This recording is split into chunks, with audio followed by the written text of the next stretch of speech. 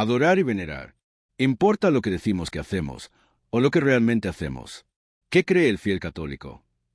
Según su Iglesia enseña, el fiel católico entiende que existen diferentes niveles de respeto a manifestar, de acuerdo al destinatario del que se trate. Utilizaremos como referencia las afirmaciones del sacerdote católico Fernando Carballo, tal cual lo expuso en su libro de Apologética Católica, Protestantismo y Biblia, Ediciones Paulinas, Buenos Aires, abril de 1955, el cual goza de imprimatur eclesiástico, aprobado por la Iglesia de Roma, al desarrollar la lección 7. El culto a María Santísima y a los santos, página 103. El culto a María Santísima. No es extraño que los católicos tributemos un culto muy especial a aquella a quien el arcángel San Gabriel llamara llena de gracia y Santa Isabel bendita entre todas las mujeres. Con ello no hacemos más que cumplir con un deber de estricta justicia al brindar nuestra ferviente devoción a quien es Madre de Dios y Madre nuestra Santísima. Miramos, los católicos, a Jesús, y llenos de admiración y amor hacia Él, exclamamos con aquella mujer hebrea: Bienaventurado el vientre que te llevó y los pechos que te amamantaron. Lucas 11 y 27. Todo nuestro tributo, pues, a ella, menos el tributo de adoración, que se debe solo a Dios. Técnicamente hablando, 2. El tipo de culto que ofrecemos a María Santísima recibe el nombre de perdulía, inferior al culto de latría, tributado solo a Dios, y superior al culto de dulía, tributado a los santos. Honramos a María Santísima, la invocamos y la amamos con todo nuestro fervor, pero no llegamos a adorarla. Si hubiese algún devocionario popular, cosa reprobable por cierto, que hablase de adoración a la Santísima Virgen, sépase que le daría al término una significación amplia. 3. Al igual que en el lenguaje corriente se dice, te adoro, te idolatro, queriéndose significar, te amo, te reverencio, etc. El católico que adora en el sentido estricto de la palabra María Santísima comete un garrafal error. Pero esto esténse tranquilos los protestantes, nadie lo hace. Cita del sacerdote Fernando Carballo. Protestantismo y Biblia, páginas 112 y 113. Solo un breve comentario a lo anteriormente expuesto por el catolicismo romano. El texto completo, y cuán importante es para el correcto sentido, dice: Bienaventurado el vientre que te llevó y los pechos que te amamantaron. Pero Jesús respondió: Bienaventurados más bien los que escuchan la palabra de Dios y la ponen en práctica. Lucas 11, 27-28 de la traducción católica de don Félix Torres Amat basado en la Vulgata Latina, versión oficial. Resumiendo, el catolicismo cree y enseña que el culto y adoración que se debe solo a Dios se denomina latría. El culto rendido a la Virgen, por oposición al culto de dulía, que se rinde a los santos, se denomina hiperdulía. Y el culto de homenaje que se rinde a los ángeles y a los santos se denomina dulía. ¿Cuál es la diferencia práctica, en los hechos, entre uno y otro? Nadie lo sabe. ¿Cuál fue la necesidad de la Iglesia Católica de diseñar estos tecnicismos? Darle argumentos a la feligresía para que, aunque no sepa ni pueda distinguir la diferencia entre uno y otro, crea que con su actitud no está en desobediencia con la voluntad de Dios. ¿Qué dice la palabra de Dios? La Biblia no contiene ninguna categorización ni ninguna escala de formas de demostración de respeto. La palabra de Dios es terminantemente clara y sencilla.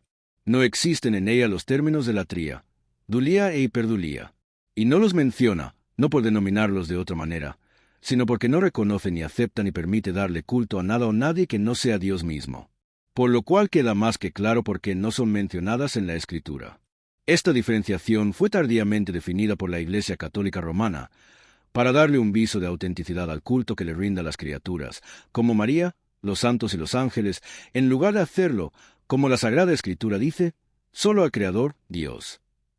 Escrito está: no te harás escultura ni imagen alguna, ni de lo que hay arriba en los cielos, ni de lo que hay abajo en la tierra, ni de lo que hay en las aguas debajo de la tierra. No te postrarás ante ellas ni le darás culto. Porque yo, Yahvé tu Dios, soy un Dios celoso.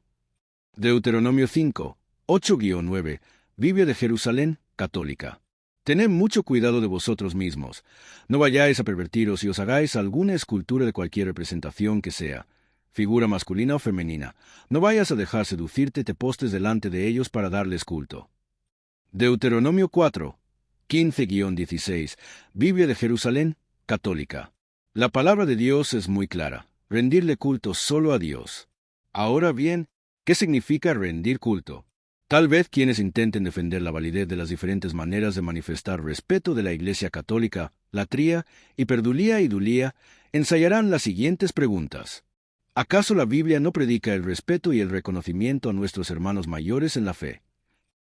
¿Acaso no debemos rendirle un especial respeto a nuestros mártires?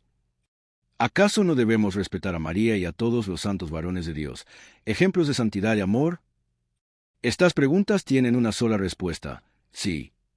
No cabe ni la menor duda de que todos ellos merecen nuestro respeto, consideración e imitación. Y creo no equivocarme si afirmo que jamás ningún cristiano supuso que no debía ser así.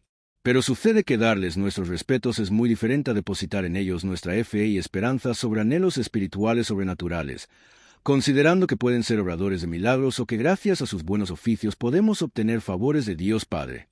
Pensar esto, y hacerlo, no es otra cosa que negar la propia palabra de Dios, ya que ella dice que el único mediador entre Dios y los hombres es el Señor Jesucristo. 1 Timoteo 2, 4. Y si no negarla, cuanto menos desobedecerla. Pero, cuando alguien ora por mí, no está intercediendo. Frecuentemente se argumenta que, tanto como podemos pedir intercesión mediante la oración a algún hermano en la fe, por ejemplo de nuestra misma congregación o parroquia, con más razón a alguien muy amado por Dios y que ya se encuentra en su presencia en el cielo. Responderemos una vez más con la Biblia. En la Sagrada Escritura no existe un solo caso de oración dirigida a una persona que ha partido la presencia de Dios, que ha muerto físicamente. No existen registros de pedidos de intercesión a Abraham, padre de la fe, o a algún profeta de la antigua alianza.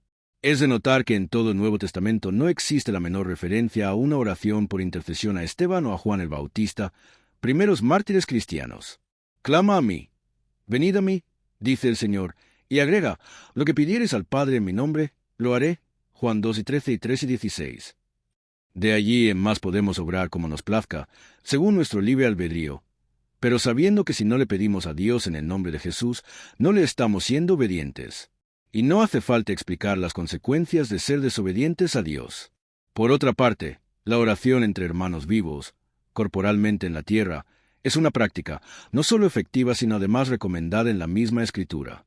Pero no menciona a quienes ya han muerto. Os aseguro también que si dos de vosotros se ponen de acuerdo en la tierra para pedir algo, sea lo que fuere, lo conseguirán de mi Padre que está en los cielos. Mateo 6 y 19, Biblia de Jerusalén, católica. A veces se agrega que ni la Virgen ni los santos están muertos, sino que viven en la presencia del Señor. Está claro que como argumento es débil.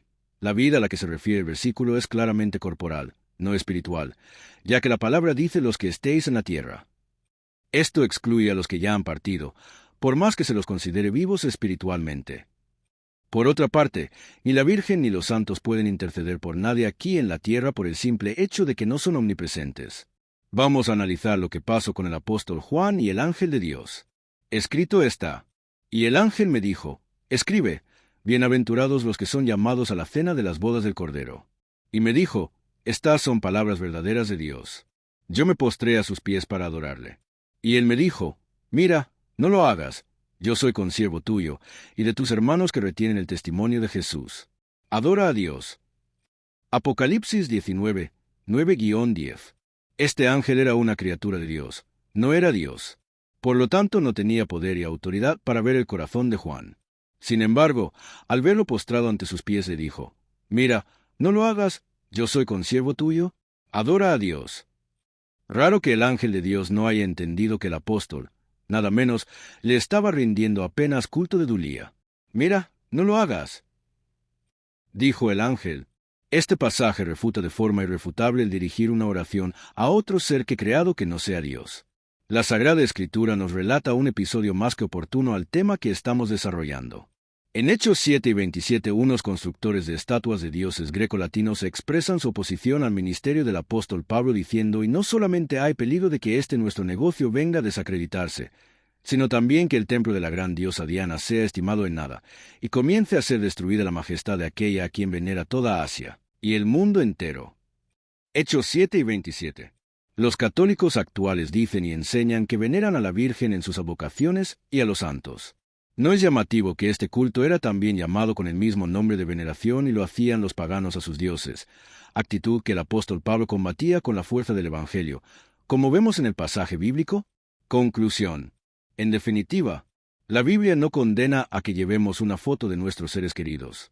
La Biblia no condena a que levantemos estatuas de próceres. La Biblia no condena a que tengamos imágenes que ilustren una enseñanza. La Biblia no condena que utilicemos dibujos para adornar nuestros textos. Lo que la palabra condena es que depositemos nuestra fe y esperanzas sobrenaturales en cualquier otro u otra que no sea Dios. Llámese darle culto de dulía, culto de hiperdulía, culto de latría, adorar, venerar, honrar. Si te arrodillas frente a una imagen de un santo o una virgen, para la Iglesia Católica Romana es una demostración de respeto mediante culto de dulía o hiperdulía. Para Dios, según la Sagrada Escritura, es idolatría, porque estás depositando tu fe y esperanza espiritual en otro diferente a Él.